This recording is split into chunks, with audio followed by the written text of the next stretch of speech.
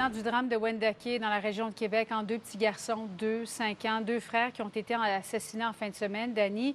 Et on apprend que la mère de l'accusé y va d'un cri du cœur. Elle avait demandé de l'aide pour son fils qui souffrait de problèmes de santé mentale.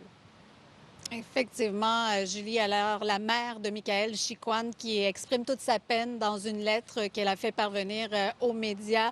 Et ce qu'elle dit, c'est qu'effectivement, son fils s'était connu qu'il avait des problèmes de santé mentale, qu'il avait souffert d'une dépression majeure et qu'il aurait même tenté récemment de demander de l'aide à Québec dans un centre de crise et il ne l'aurait pas eu.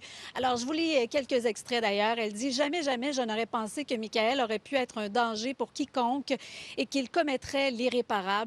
Malgré les hospitalisations, les demandes afin qu'il reçoive l'aide appropriée, le soutien reçu n'a pas été suffisant ni adéquat.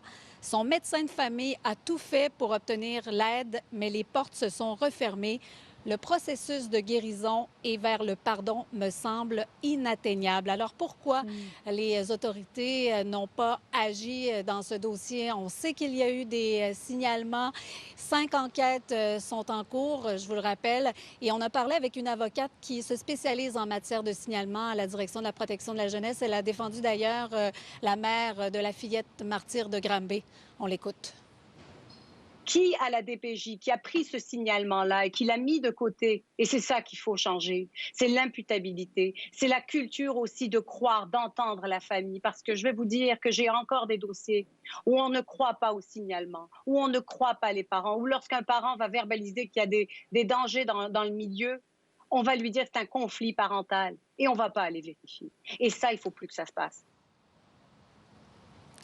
Et Julie, je viens tout juste de parler avec la directrice générale de l'Association des groupes d'intervention en défense des droits en santé mentale du Québec, Madame Doris Provencher, qui, elle, soutient que oui, il y a des services au niveau psychologique, au niveau de la santé en général, mais ce qu'il faudrait, c'est qu'il y ait une première ligne davantage dans la communauté.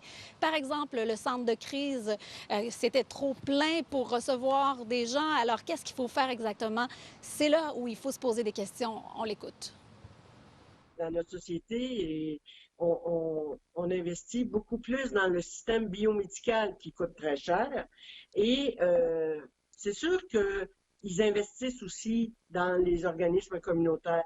Mais avec les moyens qu'on a par rapport à ce que le réseau biomédical a, c'est des peanuts. Donc, on fait ce qu'on peut avec ce qu'on a, mais on dirait qu'il n'y a pas de volonté vraiment pour investir dans la communauté des services autres que biomédical. Parce que les personnes, après qu'ils ont reçu leur médication, après qu'ils ont vu leur médecin, la vie continue.